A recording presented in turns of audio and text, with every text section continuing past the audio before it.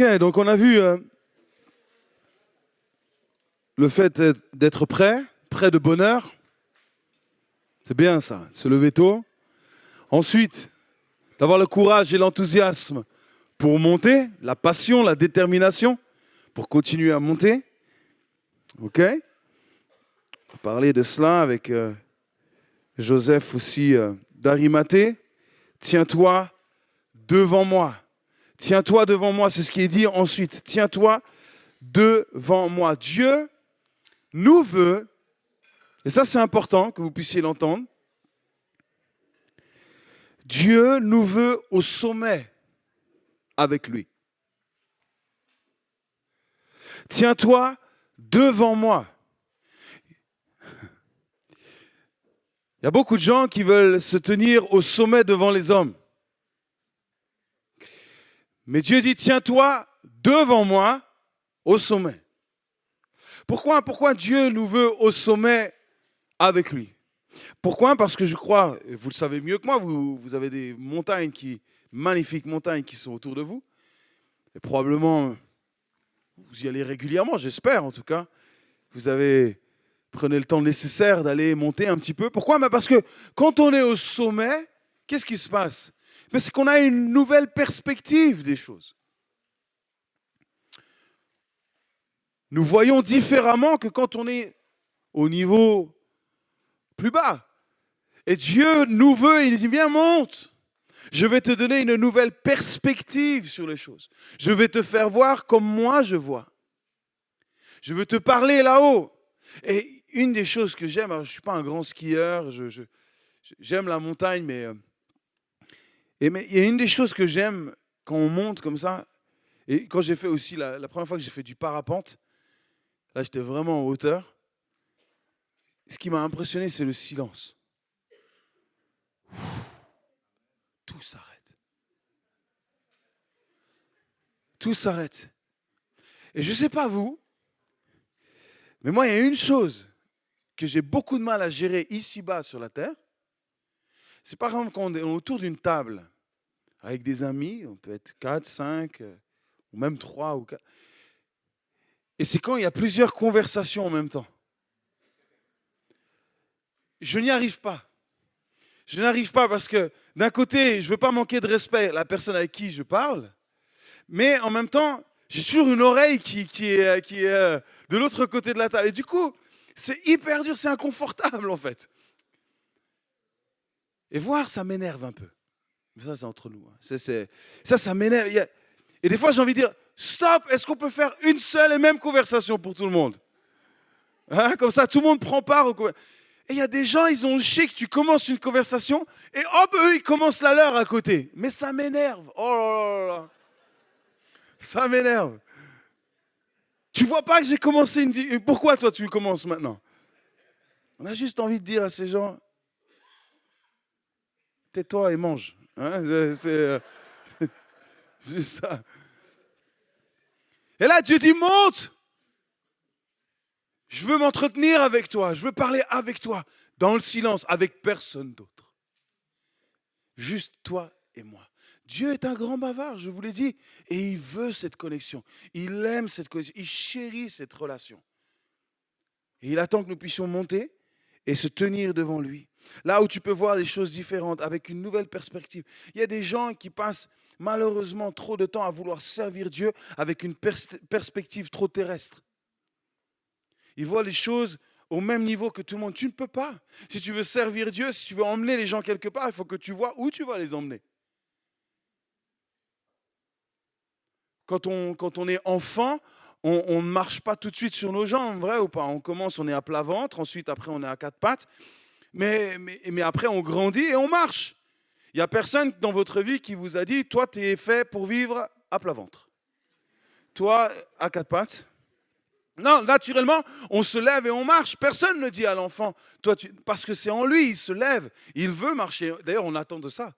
On attend ça en tant que parent, qui se lève et qui marche. Et c'est toujours un beau moment quand on voit l'enfant qui fait ses premiers pas. C'est pas toujours très stable. C'est vrai, on sait qu'il va se faire mal, mais on sait qu'il est aussi appelé à être debout.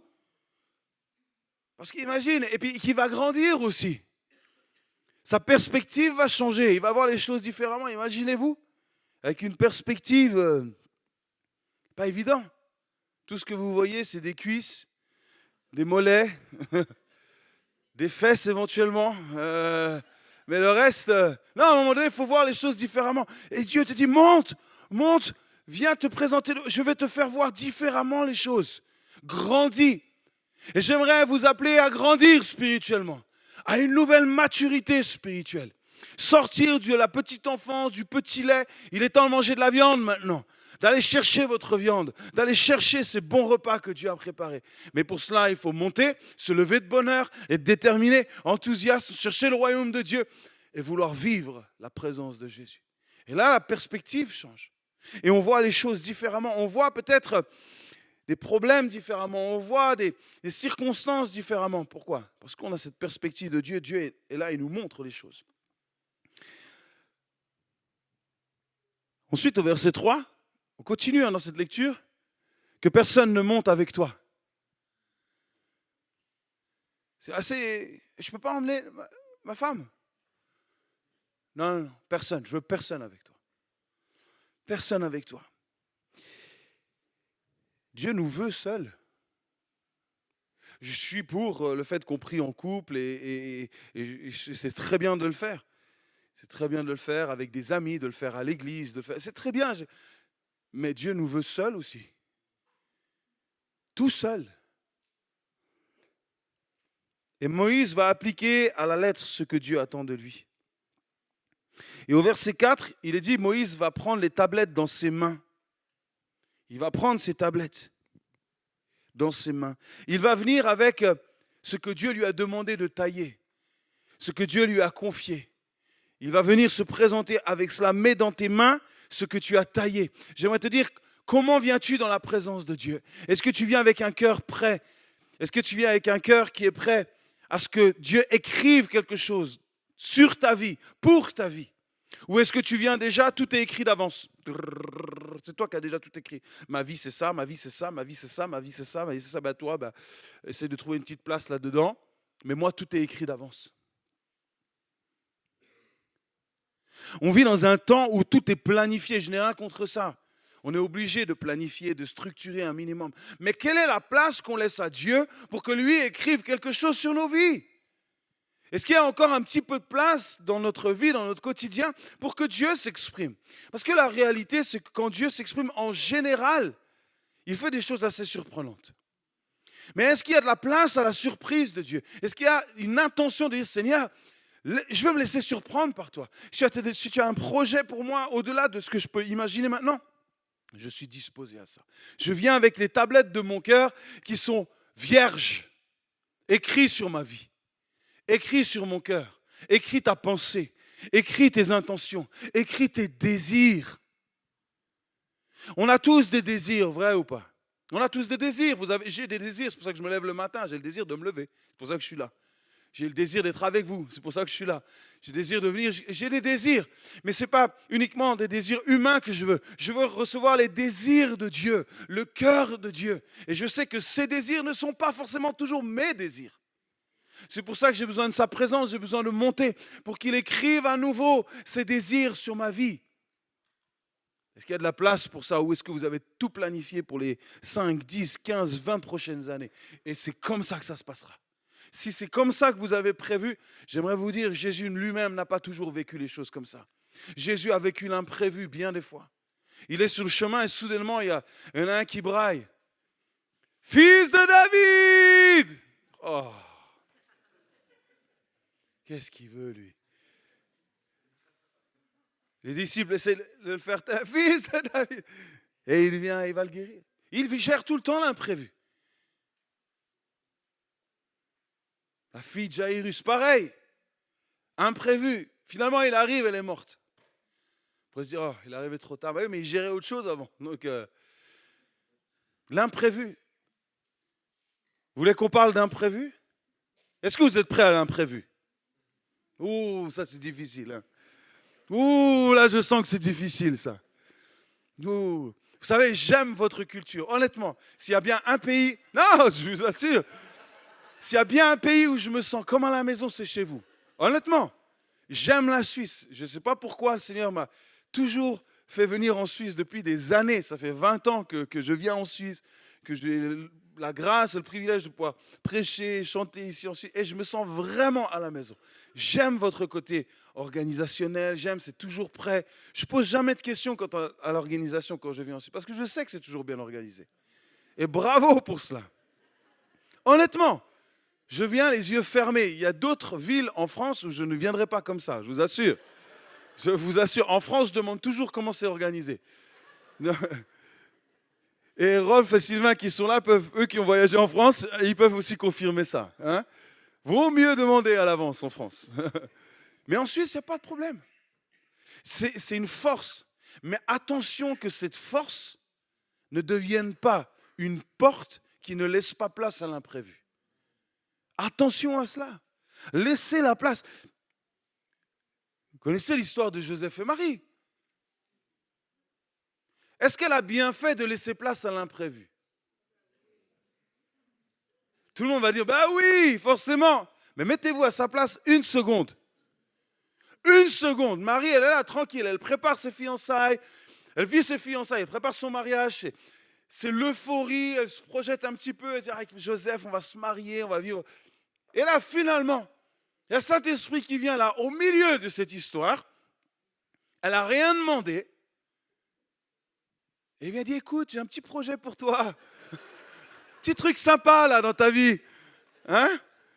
Si maintenant tu tombais enceinte. On pourrait se dire, mais pourquoi? Pourquoi pas 6 mois plus tard, quand tout serait normal?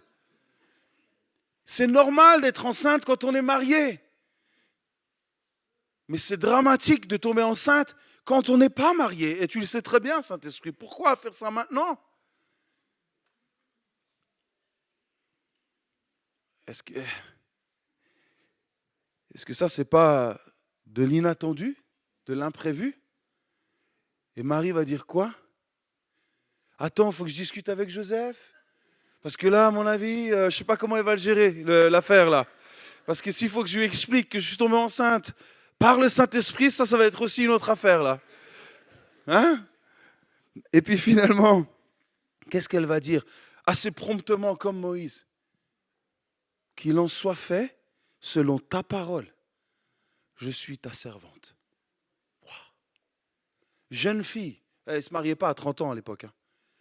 Elle avait 15-16 ans à ce moment-là. La maturité de cette femme. De dire, ce qui compte, c'est que ta parole s'accomplisse dans ma vie. Viens écrire ce que moi, je n'ai pas encore écrit. Il y a de la place pour ça. Par contre, le reste, tu le gères. Et c'est ce qui s'est passé. Il a fallu que Dieu envoie un ange pour parler à Joseph. De lui dire, non, garde-la, ne la quitte pas. Lui, il pensait partir. Il s'est dit, mais c'est foutu. Je ne peux pas me mettre dans un... Dieu s'occupe du reste après. Oh, on connaît Matthieu 6, 33. Cherchez d'abord le royaume des cieux et ensuite je m'occupe du reste. Mais est-ce que nous vivons vraiment cela? Est-ce qu'il y a de la place pour l'imprévu, l'inattendu? Est-ce qu'il y a de la place même dans son cœur pour que Dieu touche notre cœur, nos entrailles pour nous emmener plus loin, nous faire voir différemment? Est-ce qu'on est prêt à cela? Est-ce qu'on est prêt et disponible, disposé à ce que Dieu fasse ce que lui désire? Parce que je crois que 2024, chaque jour, Dieu a des désirs, des projets, des choses que Dieu veut mettre dans notre cœur, dans vos cœurs. Mais est-ce qu'il y a de la place pour ça? La disponibilité. Quand je regarde, j'ai 41 ans aujourd'hui, quand je regarde un petit peu tout ce qui s'est passé depuis que j'ai accepté Jésus, mais honnêtement, jamais je n'aurais pu imaginer tout ce que je vis aujourd'hui. Jamais, jamais. C'est au-delà de mes projets, au-delà de mon intelligence. Et je me dis, mais Seigneur, qu'est-ce qui va se passer dans les 20, les 30 prochaines années? Je vais me laisser surprendre encore par toi. Je vais me laisser surprendre par ce que tu veux faire avec moi.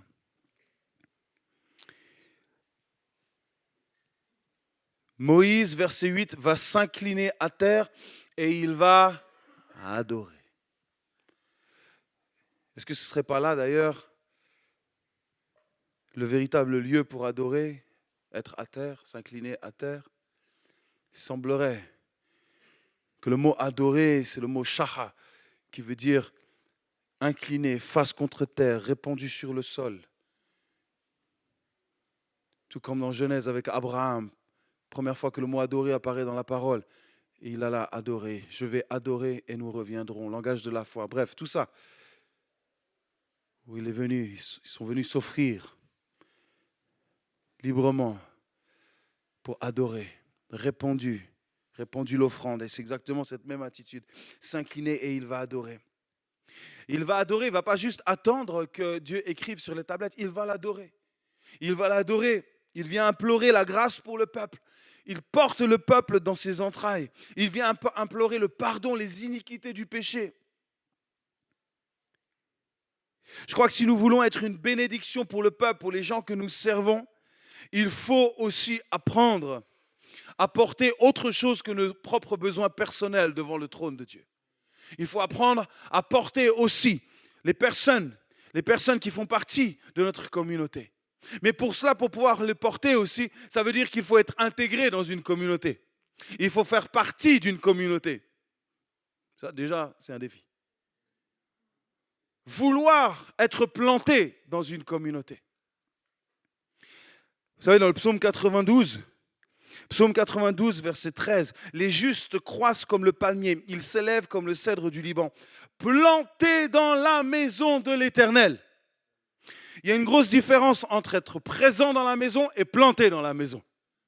Il y a trop de gens qui sont présents dans la maison. Ils sont là, ils sont sur le planning, ils viennent, je fais mon job, je me mets au piano, hop, et je repars après. Ils sont présents. Mais où sont les gens plantés dans la maison? Ceux qui ont choisi de s'enraciner dans la maison, de faire partie de ce qui se passe ici, dans la maison de l'Éternel. Et quand vous lisez après, c'est là que la bénédiction vient. Quand on est planté, pas juste quand on est présent. Il y a une bénédiction particulière à être planté, enraciné. Et honnêtement, moi, je me bats avec ça.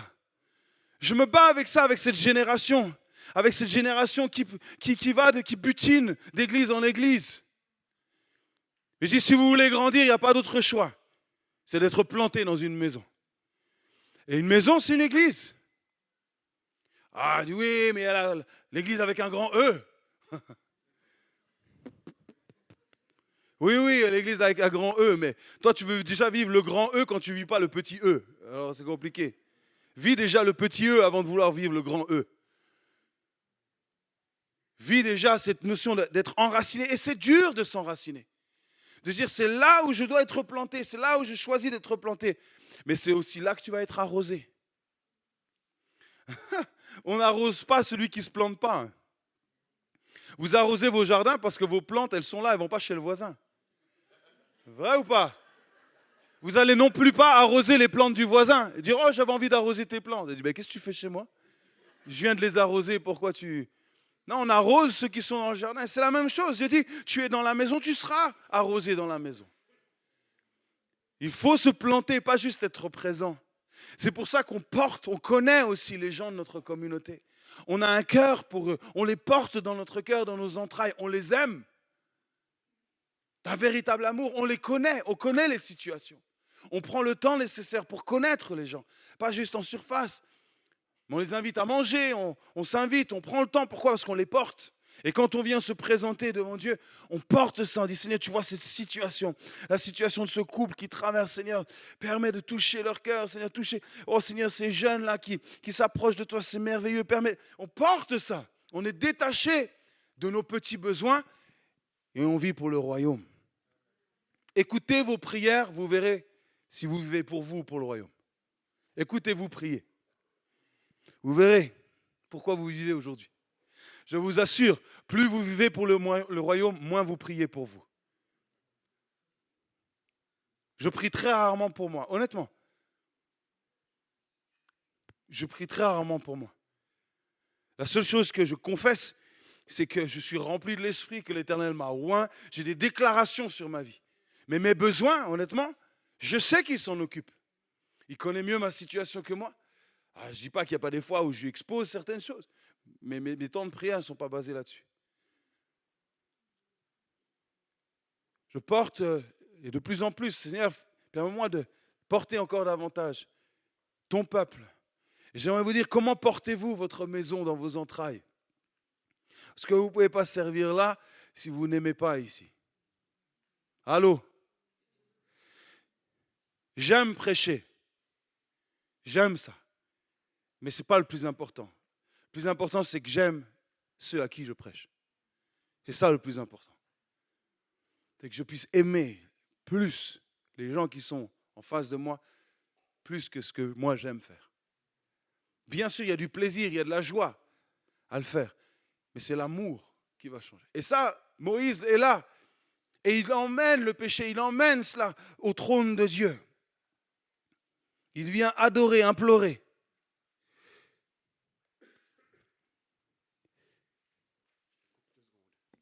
On a un petit, c'est un petit imprévu.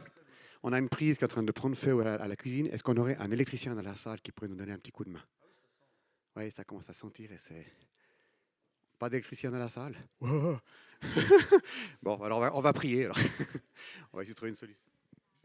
Dites-nous rapidement s'il y a des flammes, par contre, qu'on sorte...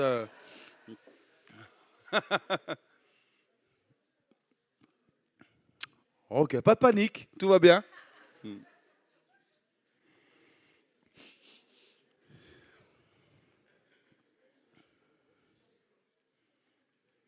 Wow.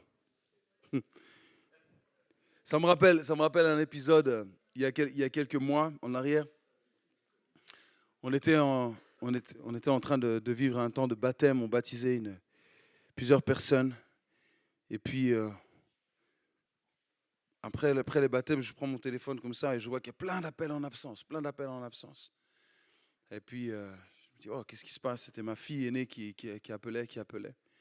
Et pendant qu'on baptisait les gens, plusieurs personnes qui venaient de rencontrer Jésus, à la maison, ma fille faisait des churros. Vous voyez ce que c'est les churros? Ces trucs-là. Et avec la friteuse, tout ça.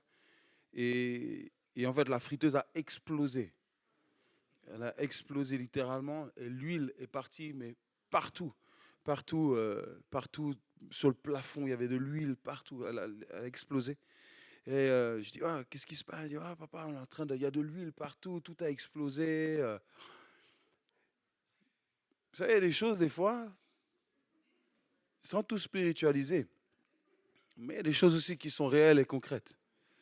Quand on vit le royaume de Dieu, et Dieu merci, il y a une protection, mais il y a aussi d'autres choses qui se passent à côté.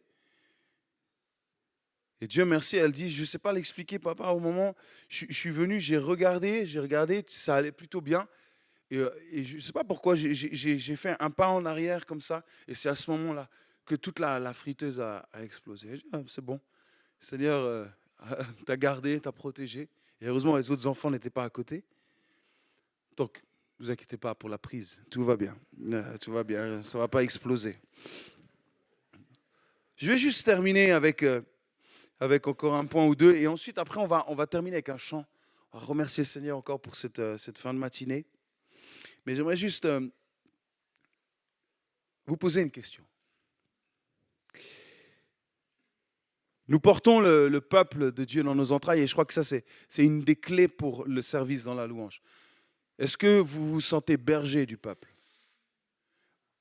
Quand vous conduisez la louange, vous devez les emmener quelque part, les conduire quelque part. C'est pour ça que vous pourrez les emmener uniquement là où vous avez déjà été vous-même. Vous ne pouvez pas les emmener là où vous n'avez jamais été. C'est pour ça que la préparation est importante. C'est pour ça qu'il faut monter seul avant et après les emmener. Et ce n'est pas juste le conducteur de louange, hein, c'est tout le monde. Les musiciens, tous ceux qui sont impliqués dans le service de la louange. C'est ce désir d'aller ensemble, de porter ensemble dans une même direction. Okay? Donc ça, c'est extrêmement important.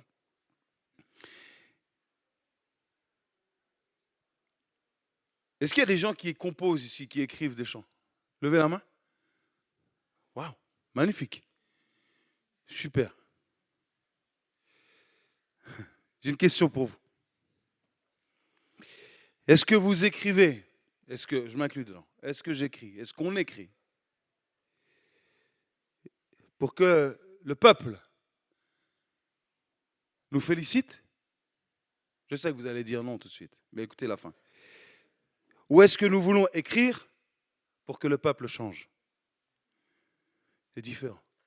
Est-ce que nous écrivons pour que le peuple dise « Waouh, quel beau chant » Ou est-ce que vraiment nous portons suffisamment le peuple en nous et nous écrivons pour que le peuple change? Vous savez quelle est la différence? Vous pourrez écrire pour le peuple uniquement si vous appartenez à un peuple. Vous pourrez uniquement bénir le peuple quand vous serez planté dans une maison. Vous ne pouvez pas arroser non plus là où vous n'êtes pas, dans ce jardin. Aujourd'hui, on écrit, et l'Église écrit, ou les gens, ou les compositeurs écrivent pour l'Église, alors que je crois que nous devrions écrire de l'Église. Est-ce que vous me suivez là? On n'écrit pas juste pour l'Église, mais on écrit de l'Église, c'est-à-dire ce qu'on vit à l'intérieur, ce qu'on vit dans nos relations, ce qu'on vit les uns avec les autres, ce que l'on porte ensemble, ce que je reçois pour l'Église, pour mon Église locale. J'écris de l'Église et ensuite pour l'Église, mais de l'Église, de ce qui est vécu à l'intérieur. Et aujourd'hui, on a une flopée de gens qui écrivent pour l'Église. Et quand je pose la question, mais dans quelle Église tu vas? Ils disent, ah, mais moi je voyage. Ce n'est pas la bonne réponse, ça. Où es-tu planté? Où es-tu planté? Qui t'arrose? Qui t'arrose? Tu grandis comment? Par toi-même. Il n'y a personne qui l'a fait. Ça n'existe pas, ça. Un youtubeur? Un podcasteur? Une église en ligne? Non, non, non, non. Ça ne marche pas non plus, ça. Où es-tu planté? À quel peuple appartiens-tu? Tu veux bénir le reste du monde, la terre entière, mais où est ton peuple? Où est ta maison? Où est-ce que tu habites? Qui t'envoie d'ailleurs? Toutes ces questions qui sont là. Nous écrivons, et j'aimerais nous encourager, nous tous qui écrivons, écrivons de l'Église, et pas uniquement pour l'Église. Mettons en lumière ce que Dieu est en train de dire à l'Église. J'ai eu le privilège de rencontrer il y a quelques années déjà Graham Kendrick, que certains connaissent ici. Il est venu ici. C'est un homme aussi qui m'a tellement apporté dans ma vie. J'ai eu la grâce de pouvoir faire plusieurs tournées avec lui. On n'était que tous les deux, juste dans l'acoustique. Et on passait beaucoup de temps à discuter. Et vous savez ce qu'il m'a dit un jour? J'oublierai jamais ça. On était tranquille dans la voiture. On parlait de choses et d'autres, forcément, du royaume de Dieu. Vous savez, quand vous mettez des gens passionnés ensemble, ils parlent toujours de la même chose. Posez-vous la question, si vous ne parlez jamais du royaume de Dieu, c'est que vous êtes passionné par autre chose. Et puis, il m'a posé comme ça la question, avec son calme british. Là. Et Matt, c'est quand la dernière fois que tu as écrit un chant pour un bébé qui venait de naître dans ton église? Je dis, je l'ai eu fait, mais il y a très, très, très longtemps. Puis il me dit, c'est quand la dernière fois que tu as écrit un chant pour quelqu'un qui venait de se faire baptiser à l'église? Et là, j'ai cherché un peu dans ma mémoire, je dis, oui, c'est vrai, c'est jadis, ce temps. C'est quand que tu as déjà écrit un chant juste pour une personne qui traversait une situation compliquée dans l'église et tu as écrit juste pour elle? Il m'a dit, tu vois, Matt, le plus important, c'est que tu sois proche des gens. Sois proche, connais leur vie, connais leur cœur. Serre-les, aime-les de tout ton cœur. Et de là, le Seigneur multiplie après. Mais commence ici, dans la maison.